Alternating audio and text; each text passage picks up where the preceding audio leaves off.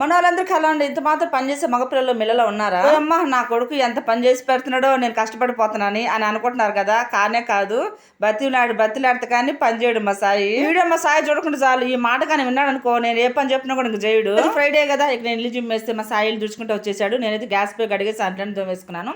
ఇంకా బయట పని మొత్తం అయితే అయిపోయింది. ఇక స్నానం చేసి దేవుడికి అయితే దీపం వెలిగించేసాను. ఇంకా రాత్రి అయితే పెసరట్లు నానబోసిన, మీకు ముందు షార్ట్లు కూడా చూపించాను కదా. పెసరట్లు అయితే వేసాను. ఇంక మా వారికి అయితే ఫస్ట్ ఇచ్చిన, ఆయన తినేసి వెళ్ళాడు పనికి.